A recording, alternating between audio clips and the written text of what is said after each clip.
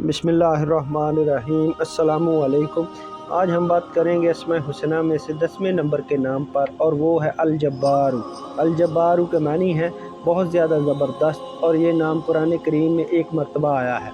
बहुत ज़बरदस्त ज़ात को जब्बार कहते हैं। इसके 3 मफ़हूम हैं जब्बार के। एक मफ़हूम इसका ये कि बहुत ज़्यादा अज़मत व शान वाला।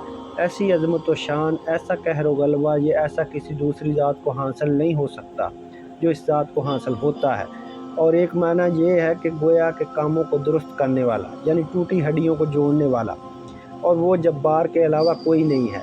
क्योंकि हड्डी का एक अजीब निज़ाम है कि हड्डी जब टूट जाए तो कोई दुनिया की ताकत उसको जोड़ नहीं सकती। यानी इत्तबा का इत्तफाक है इस बात पे, हड्डी को हम जोड़ते नहीं हैं बल्कि उसको अपनी जगह पे फिक्स करके लगा देते हैं। ऐसा कोई मरहम नहीं है जो इसको जोड़े। अल्लाह तबारक व तआला इसके अंदर अजीब एक निज़ाम चलाते हैं। ऐसा माया खारज होता है जो इसको जोड़ता है।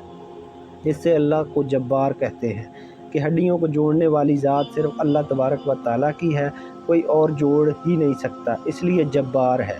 टूटे दिलों और टूटी हड्डियों को जोड़ने वाला सिर्फ़ अल्लाह तबारक व तआला है।